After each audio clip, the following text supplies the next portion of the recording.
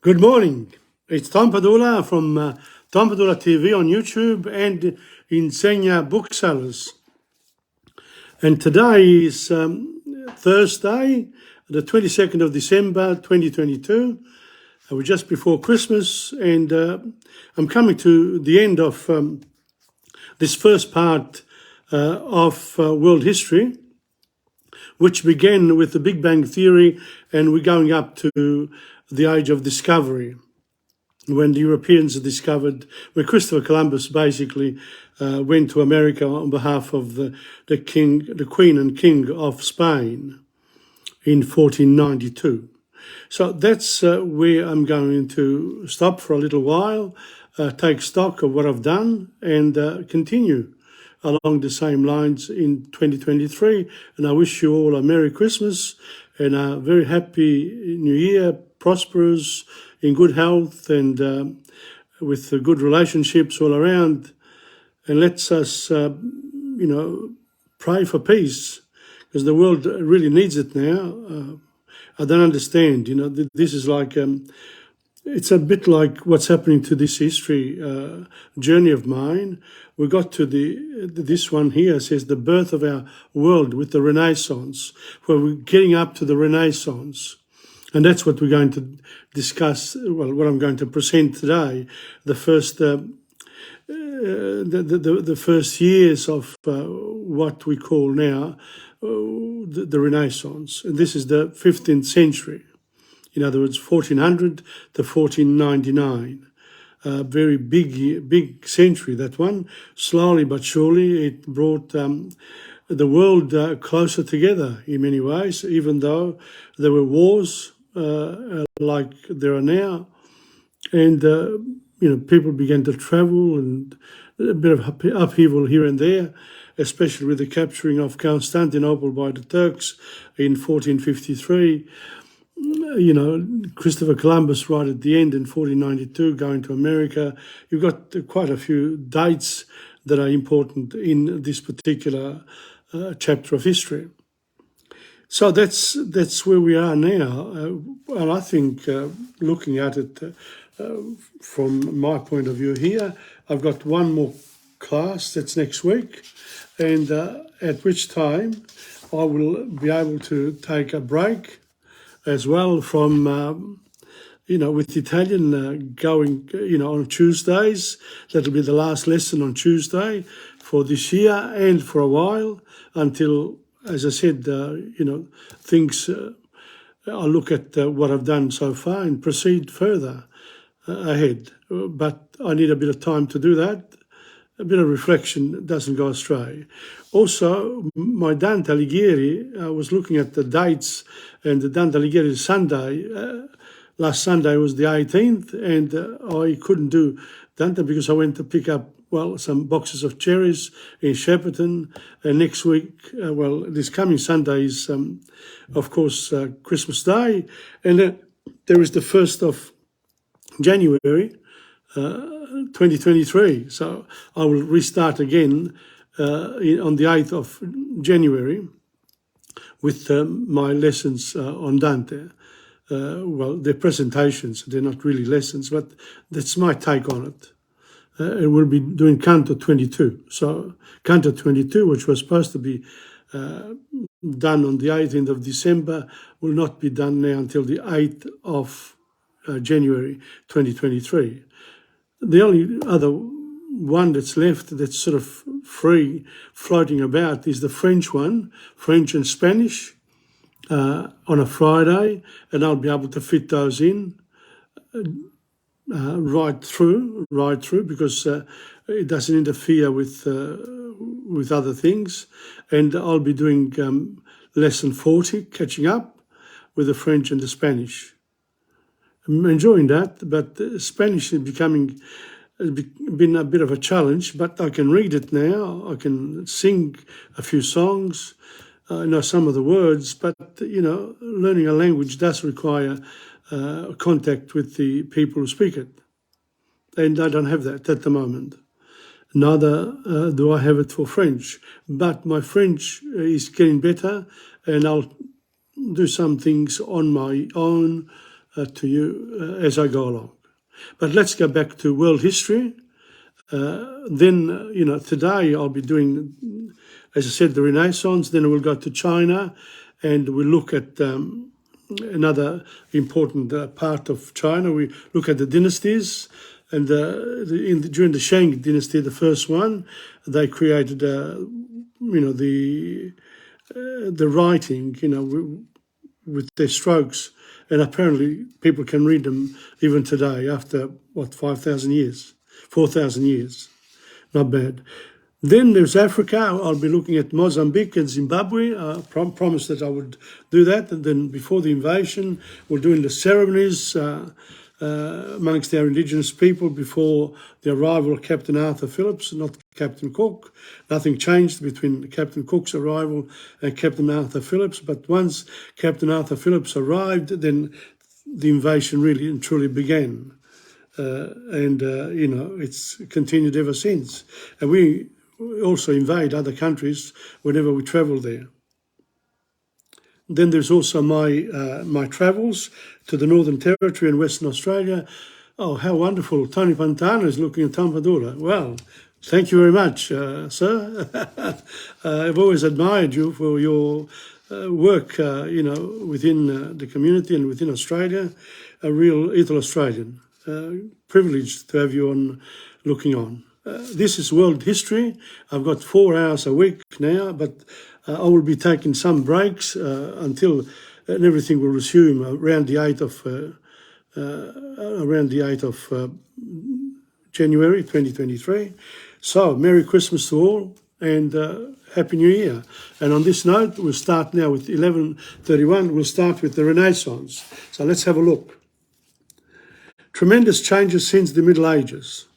In the last 4 chapters, you have read something about how many lived in the Middle Ages. So the Middle Ages, people, it sort of followed the Dark Ages, the fall of the Roman Empire, the Dark Ages, the Middle Ages, and the power of the Church is felt throughout Christendom, which is the whole of Europe and the East as well.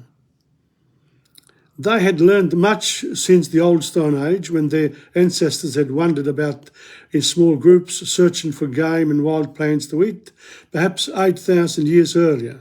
And yet, in some ways, men have learned as much again in the last 500 years. So, the start of the historical development is very slow initially, but it's becoming faster and faster. So. And we've seen in the last 30, 40 years exactly what happened with the technology and with our ability to do what we are doing now. We couldn't do this before. I remember in 1990,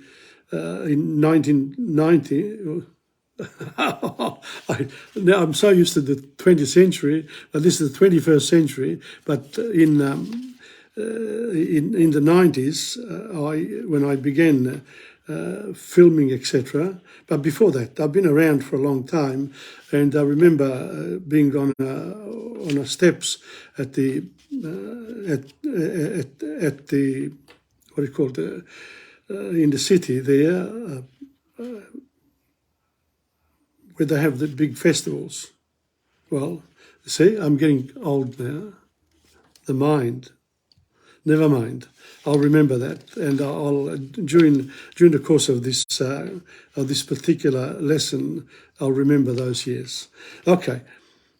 So, and yet in some ways men have learned as much again in the last 500 years. An ancient Egyptian or Greek would not have found much to marvel at in the England of Richard II and Wat Tyler. So in other words, the real height in the real height of civilizations did occur, in fact, in Egypt and also in Persia, and also in the Roman Empire really put it all together for the world at the time. And then, like everything else, with the passage of time and the corruption that occurs and, governments do change, regardless of who it is.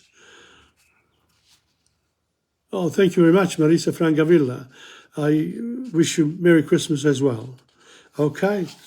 Now, though he might have been much interested in the crude firearms that were just coming to use, otherwise he would have found that the buildings, ships, books, clothes, weapons and tools different from those of his own day, but not, as a rule, very much more beautiful or more efficient. Some things such as plumbing and medicine he would have found less so.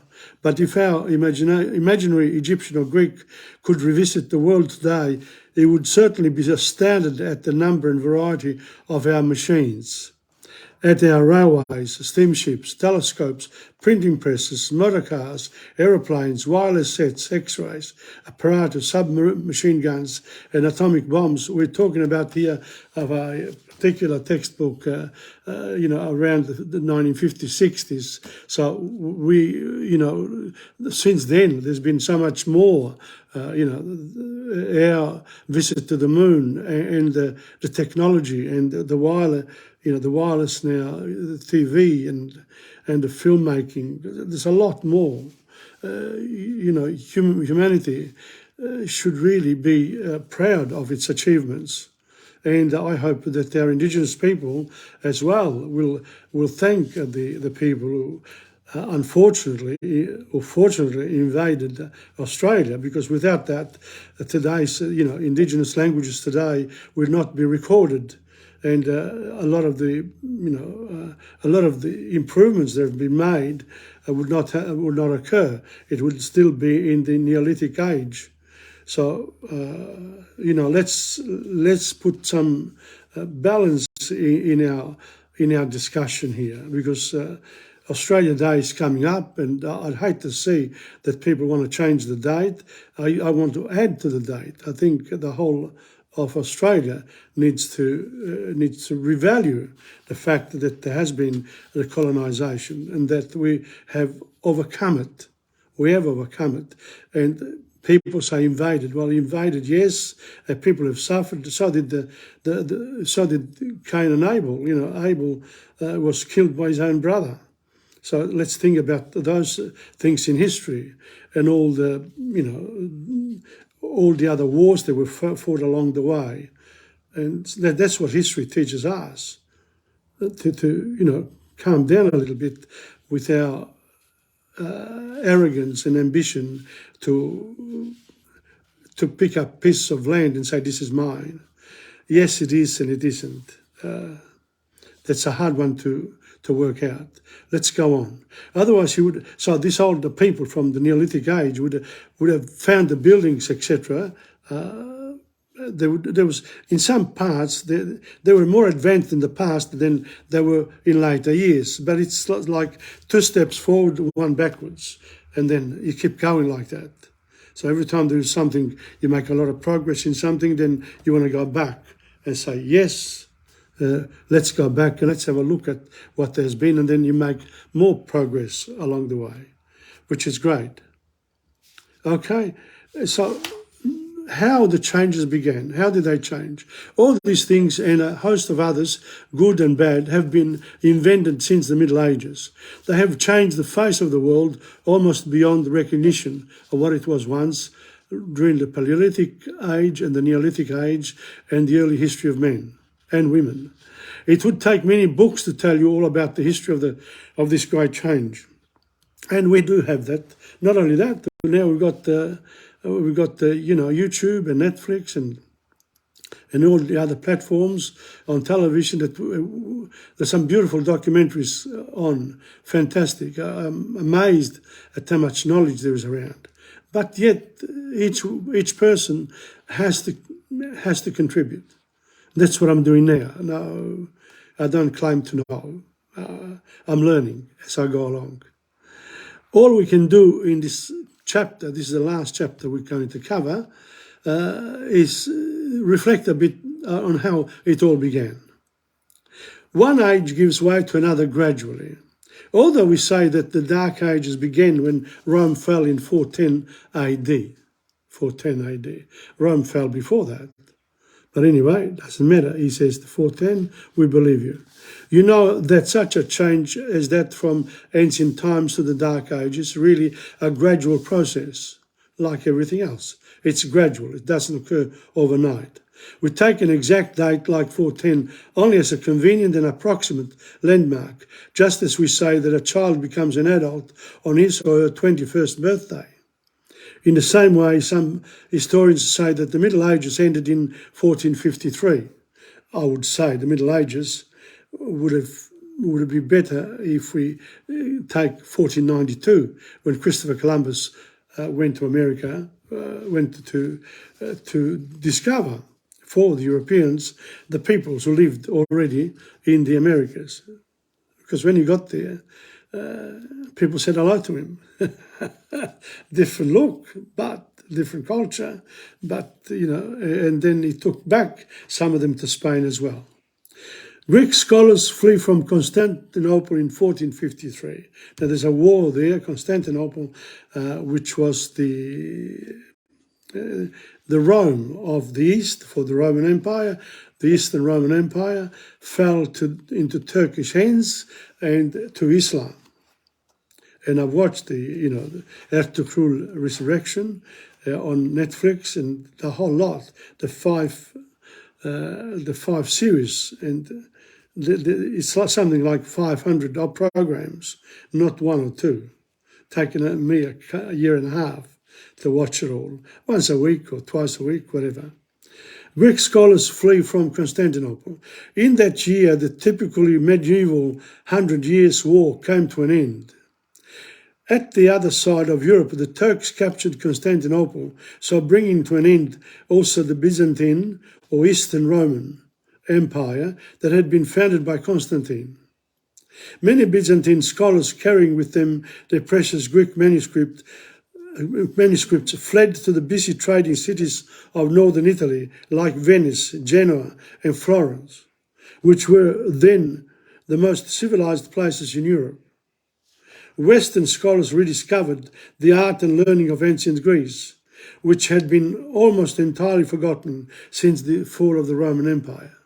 And I've done that through Dante Alighieri, the reading of the Divina Commedia, and also some of the poets and writers before that, because the churches, the convents, the churches had libraries within the buildings.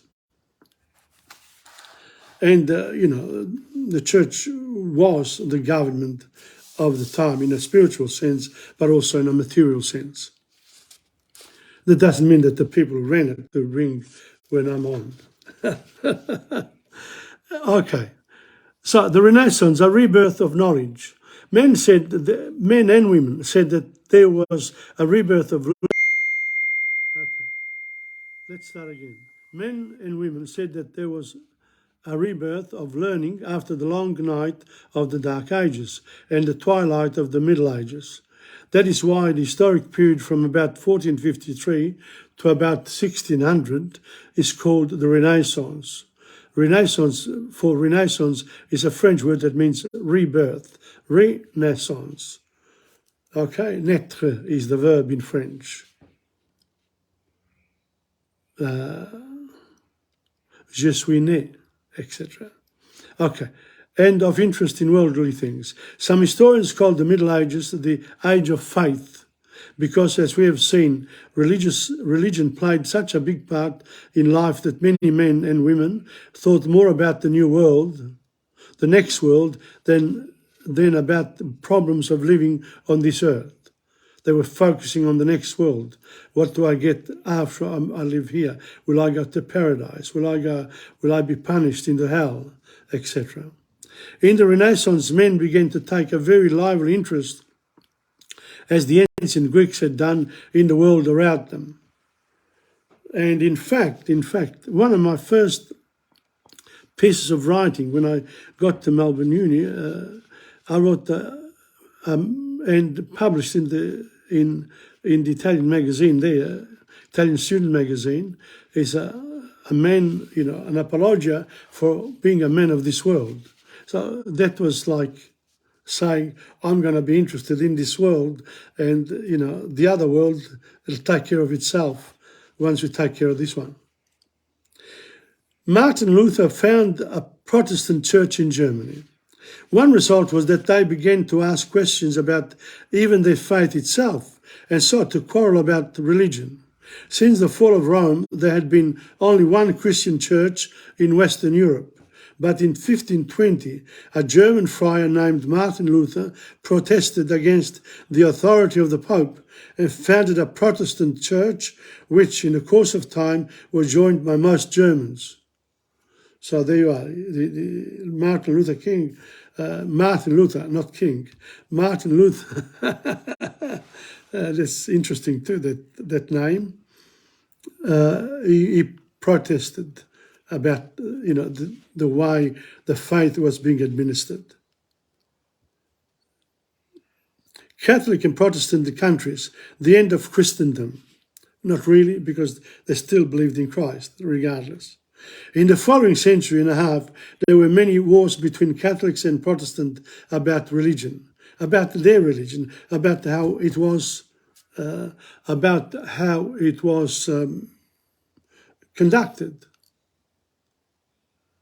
Okay, just Catholics and Protestant religion, just as greedy, adventurous and good Christians fought side by side in the Crusades, so in these wars there were saintly men and cunning rascals in both camps. When the fighting was over, Protestant churches had been firmly established in England, Scotland, Germany, Switzerland, Holland and the Scandinavian countries. In Italy, France, Spain, Portugal, Ireland, and most other European countries, the Roman Catholic Church remained supreme. The religious unity of medieval Christendom had been broken. So they fought amongst themselves. Okay, so we're going to leave it there for this week. Oh, but then I won't be able to finish next week.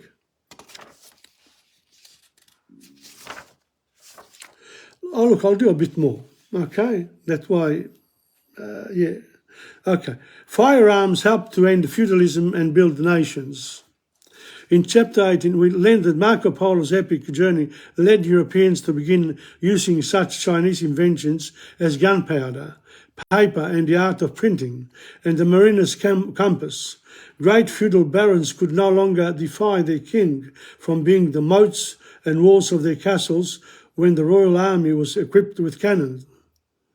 The arm of feudal knights was not proof against bullets fired by the meanest peasant soldier. Thus, gunpowder hastened the end of feudalism, and by strengthening the central government of the king in each country, built up the feeling of national unity that had come into being toward the end of the Middle Ages. So nationalism was born around this time.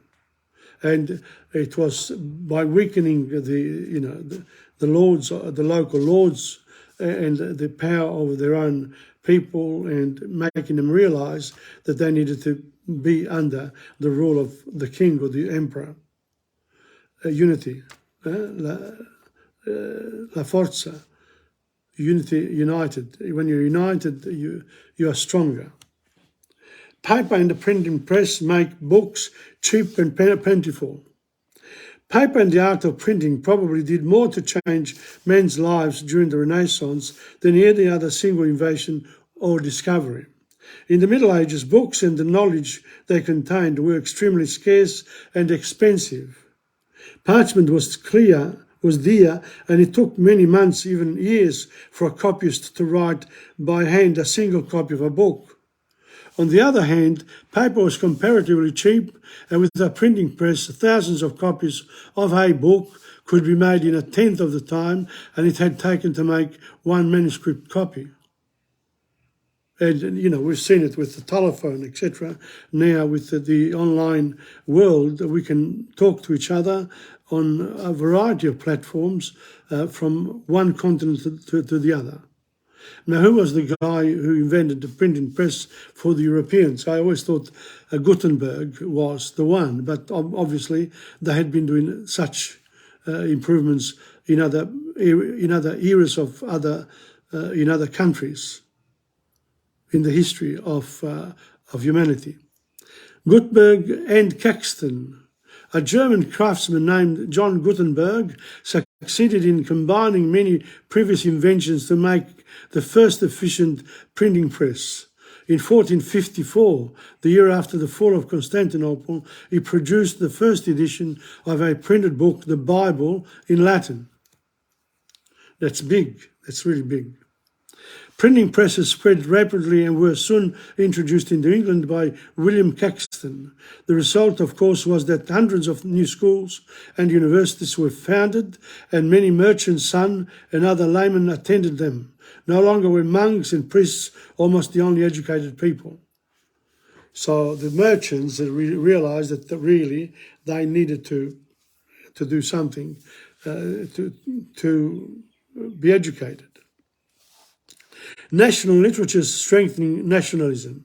The language of the Catholic Church was Latin, but the new class of readers saw no important reason why they should not have books written in the language they spoke every day. Protestant churches like the Church of England used the national language for their services, and poets and authors in all European countries began writing in their native tongues. Thus, there sprang up new national literatures, which in turn helped to strengthen the spirit of nationalism, whose beginnings we noticed in the last chapter. Our own Shakespeare was not only the greatest dramatic poet the world has seen, but also a very patriotic Englishman. This is an English book, of course. Okay, now, the great artists Michelangelo and Leonardo da Vinci. Shakespeare, however, died in 1616, 100 years before his time. The Renaissance was in full swing in Italy. Painters and sculptors like Michelangelo and Leonardo da Vinci produced works of art unsurpassed till today, before or since. Leonardo himself was almost a universal genius. Besides painting such masterpieces as the Mona Lisa and the Last Supper, he made many scientific experiments and suggested the first steps leading to such recent inventions as the aeroplane and the submarine. So Leonardo da Vinci thought about it. It didn't happen straight away, but Copernicus founds modern astronomy. A Pole named Copernicus made the most important scientific discovery of Leonardo's day. For 1500 years, most educated people had thought that the Earth was a sphere, but they believed too that it was stationary and that the sun, moon, planets and other stars revolved around it.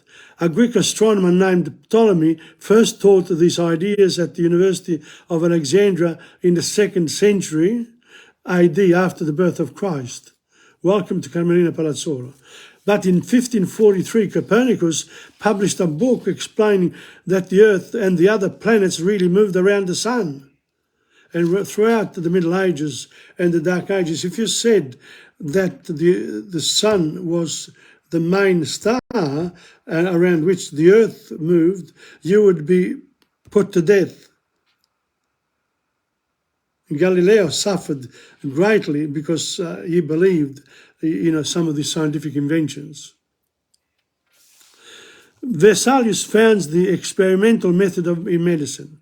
In the same year, a Flemish medical man named Vesalius published another book which was at the time hardly less startling. For about 2,000 years it had been taken for granted that the works of the ancient Greek and Roman doctors Hippocrates and Galen contained all that was to be known about the human body.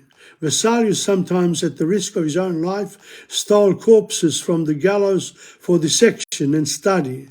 He found that Galen was often wrong and was brave enough to say so in his book. Most people were outraged. His old professor called Vesalius an impious madman who is poisoning the air of all Europe with his vapourings. Nevertheless, the pioneer work of men like Vesalius and Copernicus laid the foundations of modern science. Welcome to Carmelina Palazzolo and Annetta Cozzo. Welcome. So that's it. Next week I will be finishing off with the Voyages of Discovery. This is lesson number 62 that we are doing in world history. So the world history next week be 63. And then I might come back to get up to 65 and, see what happens. So let's see what happens. I don't want to say anything now. I'll decide then. On that note, cheers.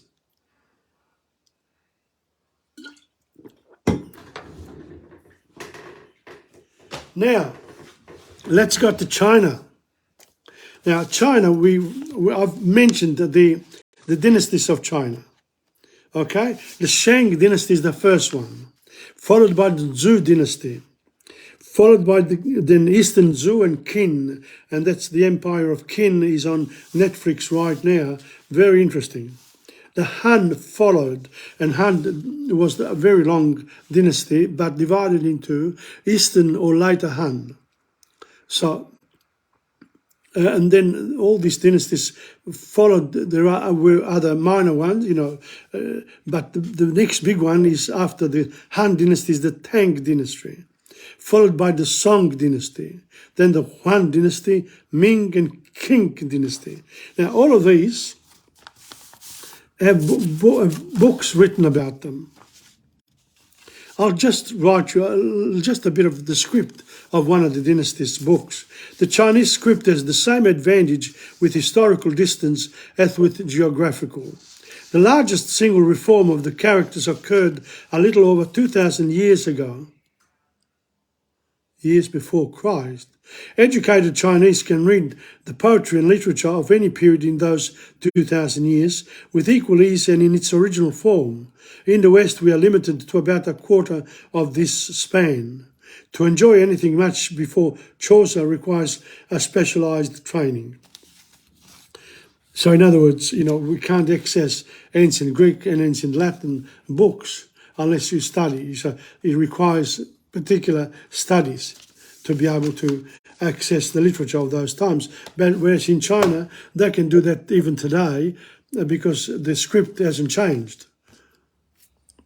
It's very different. Whereas we've changed all our languages to suit the alphabet, whereas they still produce the writing in their own script, which is like painting, very hard to learn. Okay, so that's that. Now, we'll go to Chinese history now.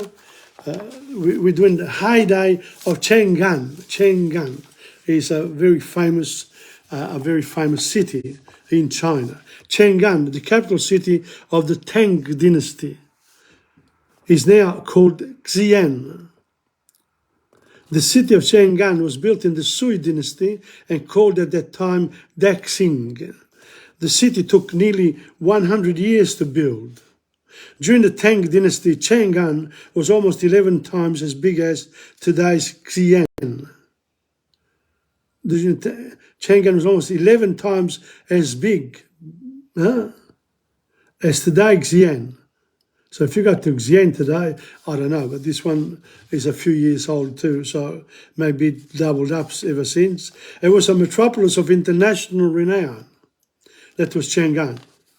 The emperor lived and ruled in the imperial palace of Chang'an. To the south of the palace there was the so-called imperial city, where the government offices were located. The streets and residences of Chang'an were designated like a chessboard, with neat and symmetrical layout of the east and west. The width of many streets and avenues inside the city was over 100 meters. Zuke Avenue was the widest street, Zuke Avenue. If you go to Paris, same thing. There's the avenue there, it's about half a kilometer wide. The city of Beijing in the Ming and Qing dynasties was modelled on the patterns of Chang'an. And I wouldn't be surprised if one of the emperors of France, Charles I, I think, he designed Paris Avenue, the big one. Interesting to be able to compare and really find out how things happen in Europe as a result of what they learned from the East. And may I say, vice versa as well in today's world. The residential areas and the commercial areas inside the city were located separately. In the commercial areas, there were many shops, meat shops, fish shops, medicine shops, silk shops, iron shops, gold and silver shops, etc., etc., etc. There were said to be over 200 kinds of shops in the eastern commercial area.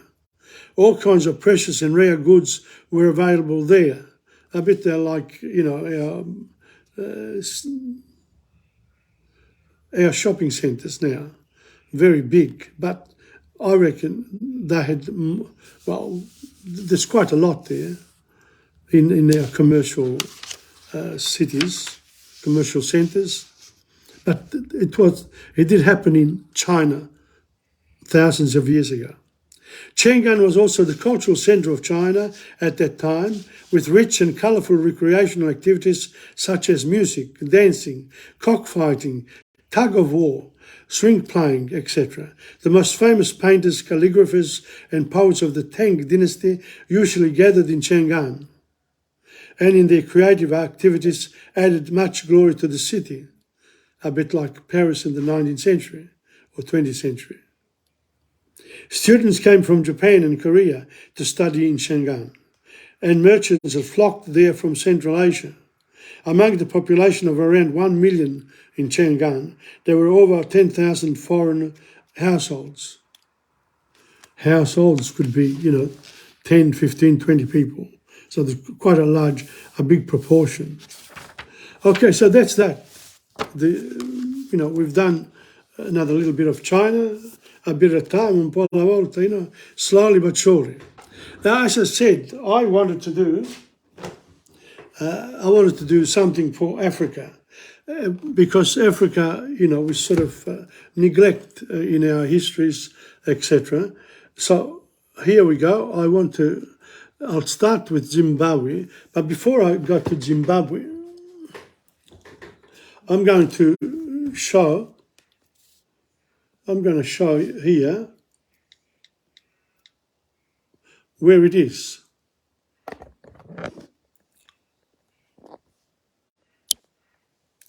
Here it is. See that? We're doing all of Africa, all this. And the Mediterranean Sea is there. But let's look at from the bottom. South Africa and, the city there, Mazerne, Lesotho, and we did Namibia and Botswana last week. Okay, now this week we're going to do Zimbabwe and Mozambique. All right. Welcome to Lena Daryl Padula, a wonderful artist. Okay. Here we go.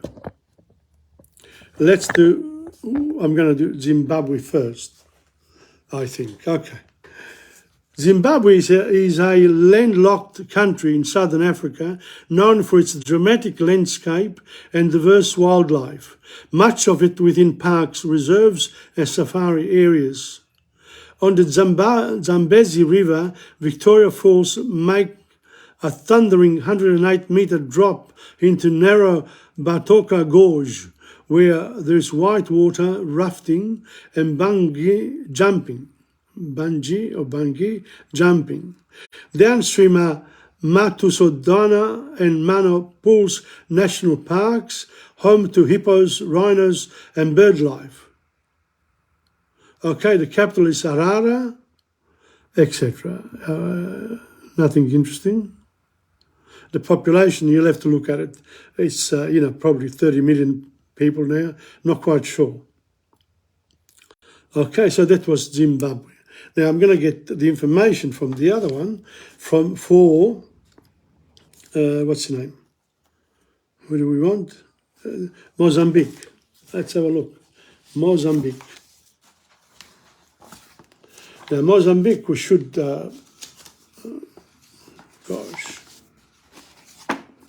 here we are.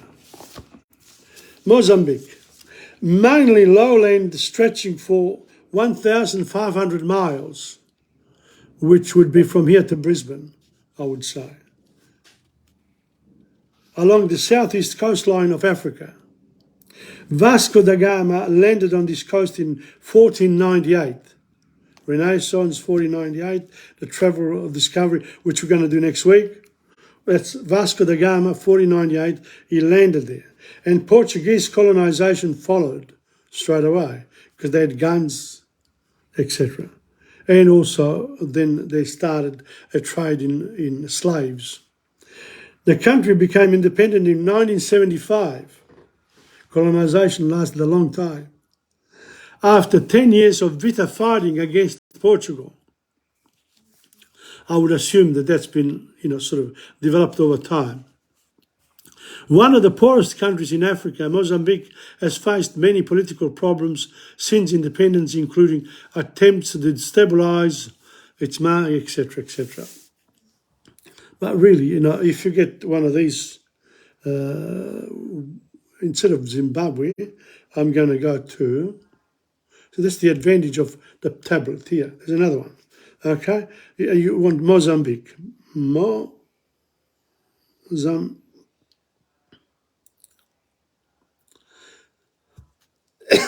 Country in East Africa. Okay?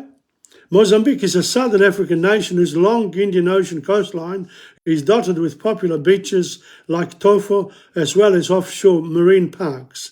In the Quirimbas archipelago, a 250-kilometre stretch of coral islands, mangrove-covered Ibo Islands, also colonial era ruins surviving from a period of Portuguese rule. The Bazurato archipelago further south has reefs which protect rare marine life, including dugongs. And the capital is Maputo. Thank you, Lina. Merry Christmas to you too. And to your wonderful husband and family. Okay.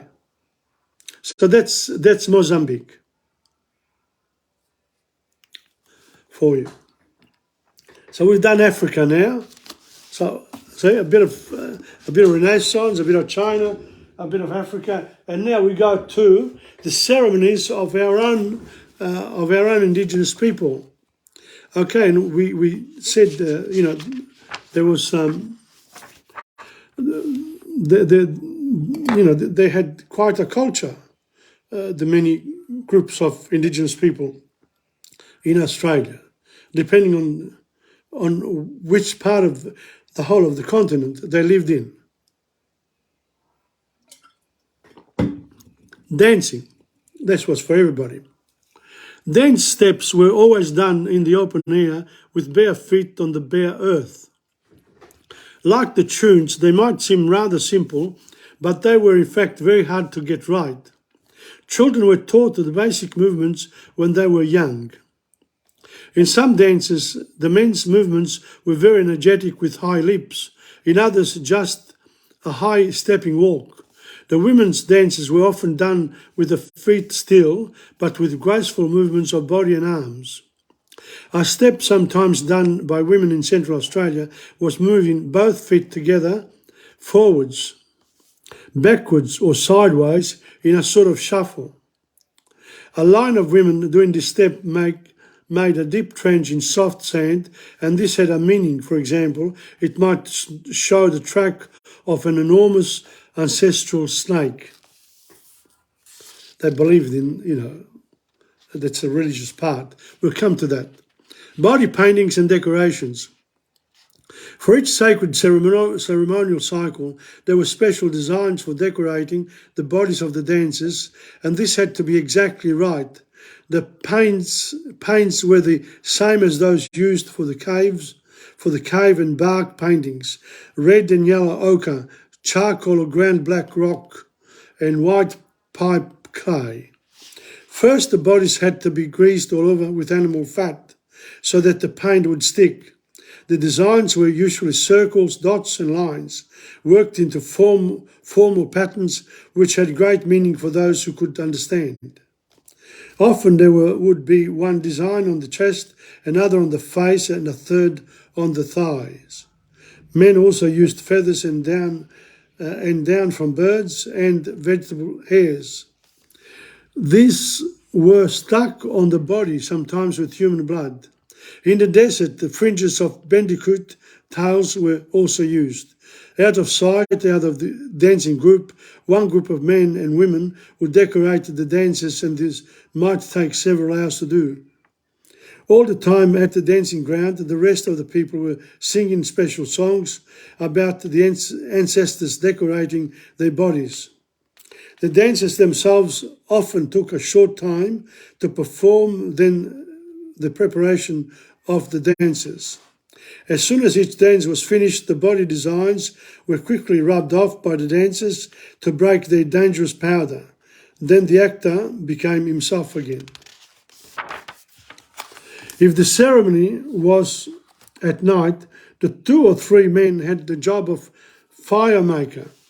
Great piles of leafy branches were collected beforehand, and as the dancers came out from behind their shelter, the fire makers threw the branches on the fire to make them flame and light up the dancing ground.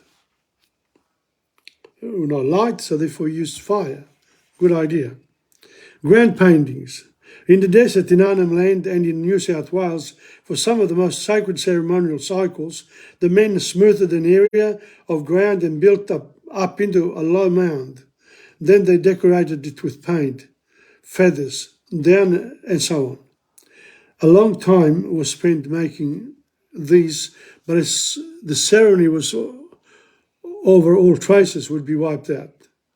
But as the ceremony was over, all traces would be wiped out. Sacred objects. For each sacred song cycle, there was also certain objects that had to be displayed on the ground or carried by dancers. Sometimes these were newly made for each occasion and afterwards destroyed or given to the performers. In other cases, the objects were very old and precious. They were brought out of their special hiding place and put back afterwards. So that's it. Well, I'll show you a couple of the pictures. Oh, yeah. Or not. Here we are. There are. These are some of the pictures.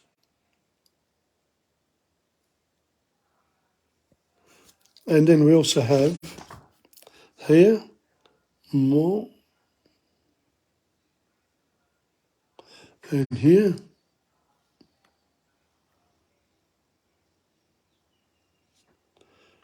Okay.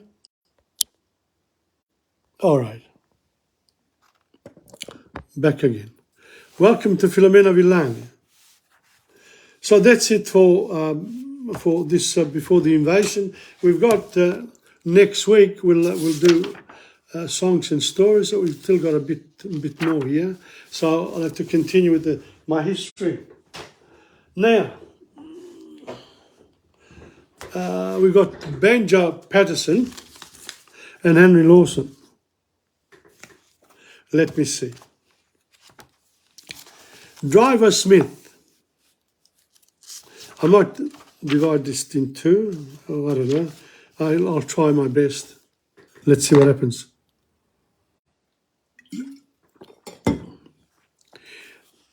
It was Driver Smith of Battery A was anxious to see a fight. He thought of the Transvaal all the day. He thought of it all the night. Well, if the battery's left behind, I'll go to the war, says. I'll go driving an ambulance in the ranks of the AMC, Australian Medical Corps. I am fairly sick of this here parades. It's want of a change that kills, are charging the Randwick rifle range and aiming at Surrey Hills. And I think if I go with the ambulance, I'm certain to find a show. For they have to send the medical men wherever the troops can go. Where the rifle bullets flash and the Maxims raise a din, it's there you'll find that the medical men are raking the wounded in. Are raking them in like human flies, and a driver smart like me will find some scope for his extra skill in the ranks of the AMC. So Driver Smith, he went to the war cracking his driver's whip. from ambulance to collecting base, they showed him his regular trip.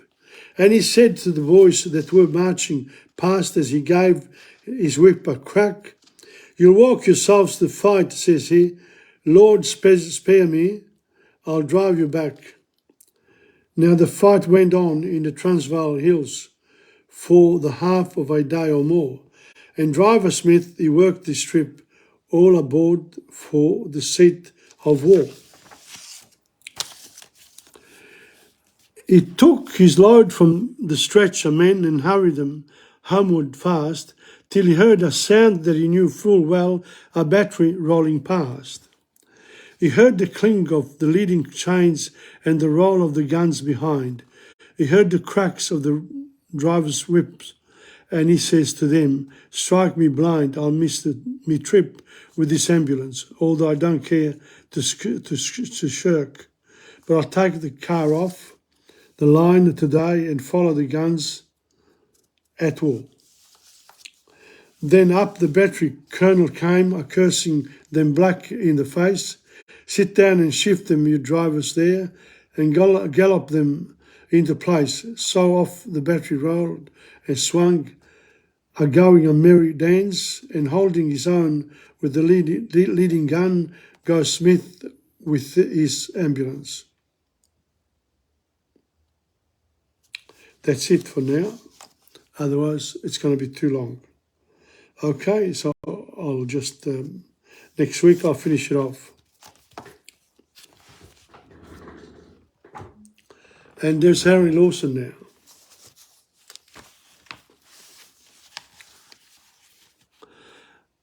We'll continue with, Hungerford, all right? Is the name of the short story, and I started last week. Hungerford consists of 2 houses and a hump in New South Wales and 5 houses in Queensland. Characteristically enough, both the pubs are in Queensland.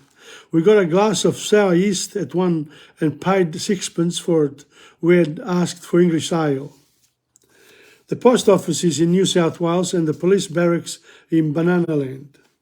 Must be on the edge between Queensland and New South Wales.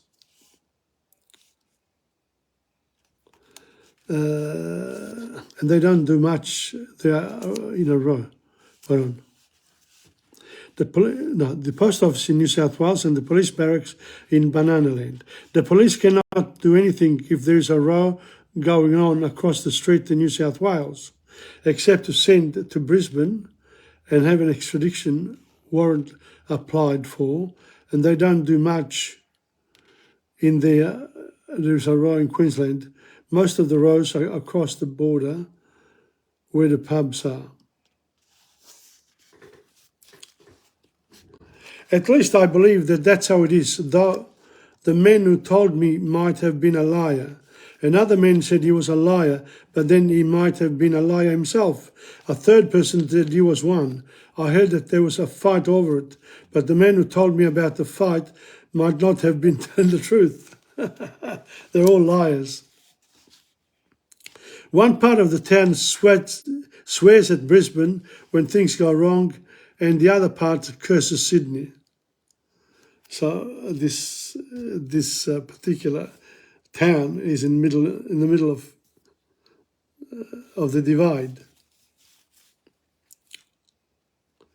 The country looks as though a great ash heap had been spread out there, and mulga scrubs and firewood planted and neglected. The country looks just as bad for 100 miles around Hungerford and Hungerford and beyond that. It gets worse. A blasted barren wilderness that doesn't even howl. If it howled, it would be a relief.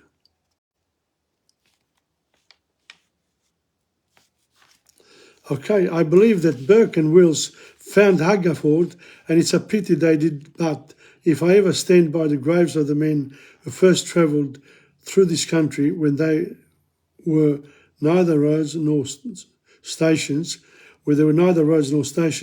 nor tanks, nor horses, nor pubs, I'll take my hat off. There were brave men in the land in those days. So, it is said that the explorers gave the district its name chiefly because of the hunger they found there. Hungerford makes sense, which has remained there ever since. I don't know where the ford comes in. There's nothing to ford except in flood time. They must have had a lot of flood in the last month. Hunger thirst would have been better. The town is such posed to be situated on the banks of a river called Paru, but we save no water there except when passed for it in a tank. The goats and the sheep and the dogs and the rest of the population drink there. It is dangerous to take too much of that water in a raw state. So that's it. Hungerford. Interesting name. Okay, now we're going to go to my travels. Stay with me. We go now from Fitzroy River to Broome. Let's see if I can do it all.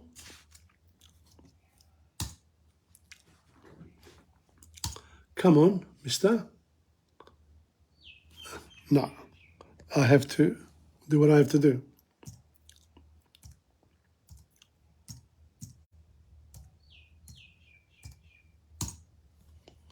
Let's hope it comes on and we'll be able to go.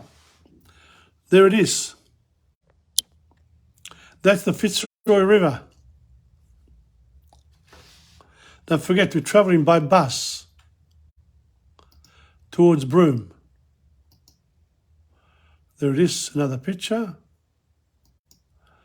And just enjoy the water because you won't see very much water after this. There we are. There's a bit more a river. That's the Fitzroy River. And this is the dry land of the north.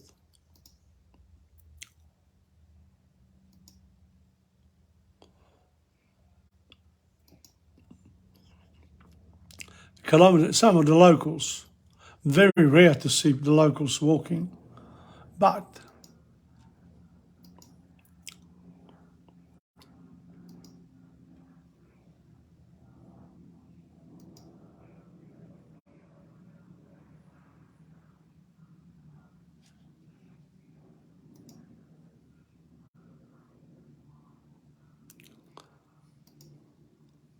what do you think of the paesaggio, the countryside? All those rocks, very dry.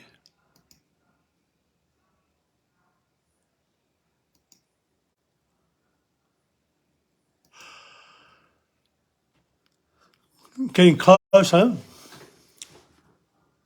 We're getting closer to a stop. They call it the toilet stop. That's the touring bus that we had. Good job. The driver was fantastic. There we are.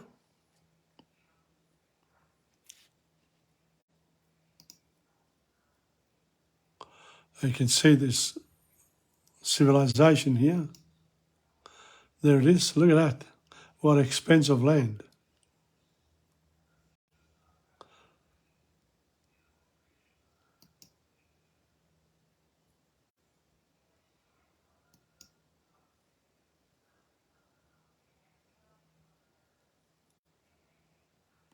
Got it?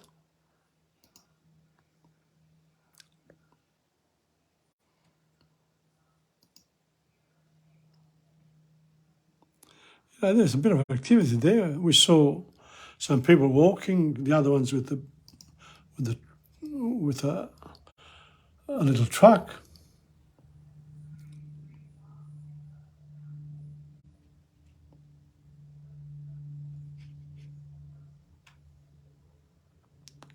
Have to wait until the ball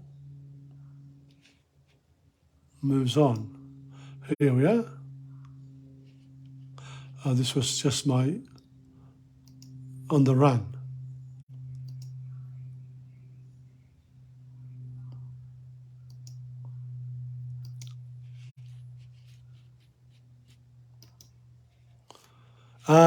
Here, the baobab tree. Look at that.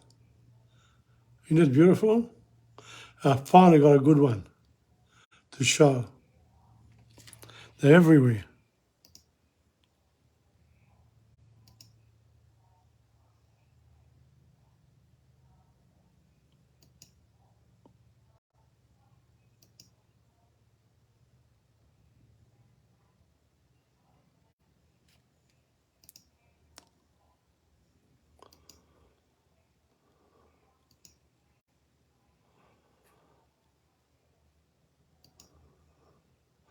That's a bit better. There's another one here. See that? Baobab trees.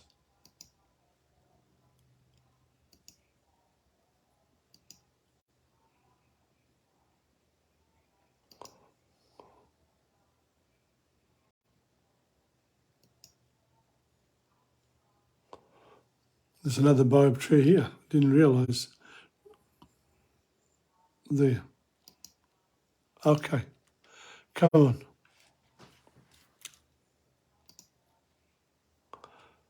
Gib River. Mawanjum Art and Culture Centre. This is called Willair. Willair. Come on. Where are we?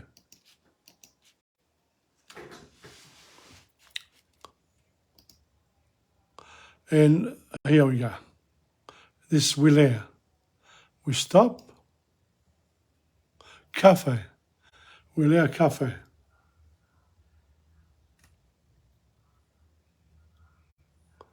See, there are the main areas.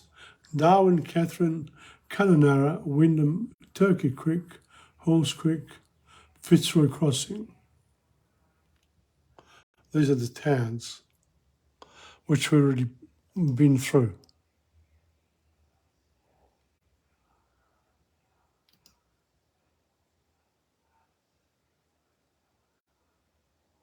And then the other way is Perth, Exmouth, which these are the ones we want to do in the coming year, 2023.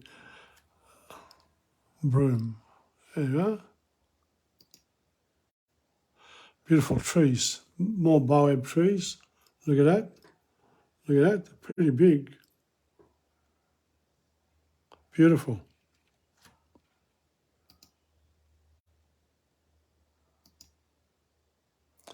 And this one here, Willair. I don't know what the name. I'm assuming it's Fitzroy River, but I'm not sure. Come on.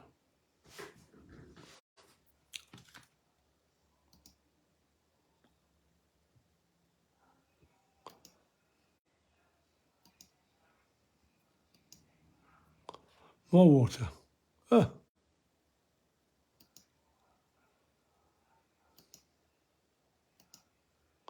Wow. And the sun, beautiful. Finally, some sheep. So close to civilization. Look at that.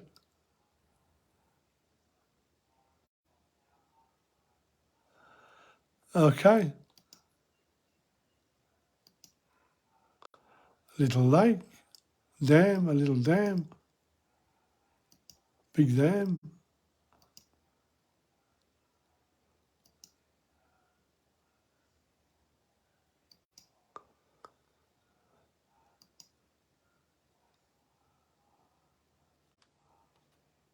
Okay. Wow. Come on. What's that? These are the mounds.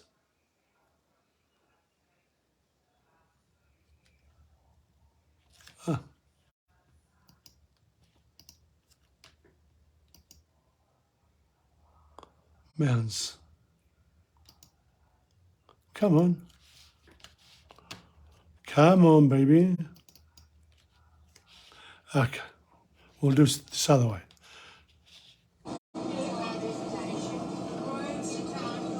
Oh, I put it on slow motion. There you are.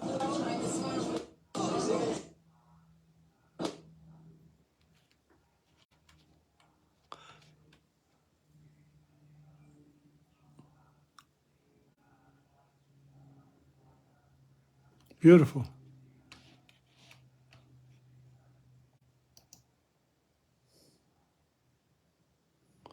What are they called? I can't remember now. Yes, no, maybe. Here you are.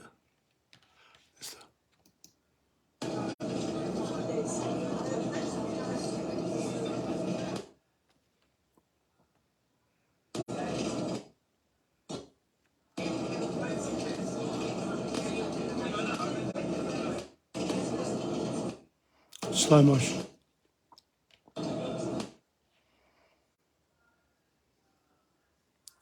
Wow.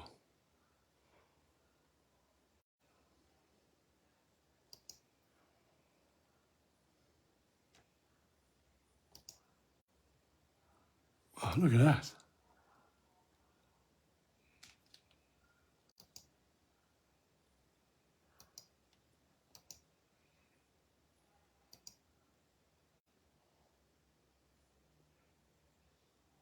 Interesting.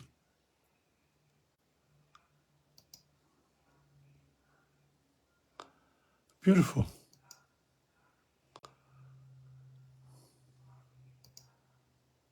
They're like ants. They're ant mounds. I think we're getting, here. We're entering near Broome here. There we are.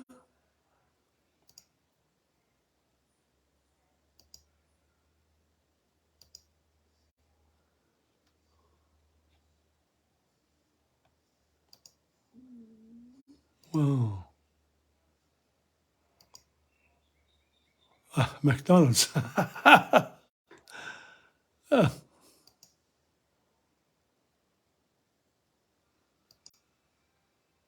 Beautiful. First impressions.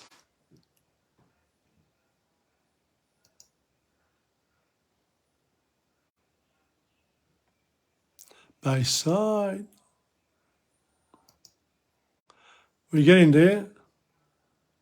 Oaks. That's it, I think. Yes.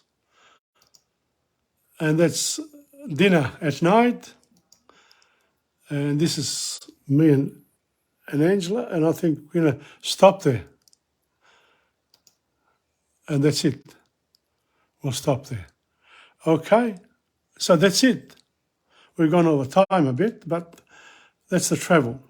We're in Broome now. We are in Broome. We're finishing off. Well, thank you very much for your company today. And of course, tomorrow I'll be doing the French and the Spanish. And in the meantime, for all those people who have come on and those people coming during the week, thank you very much for your support over the year. And a Merry Christmas and a Happy New Year for World History. But there is one more before the end of the year. And we'll be finishing off, we'll be finished off at that time, and then we'll pick it up again in the new year, of course. Thank you very much once again. It's Tom Padula from TomPadulaTV on YouTube and Insegna Booksellers here live on Facebook for you. See you next time. Ciao. Now finishing off.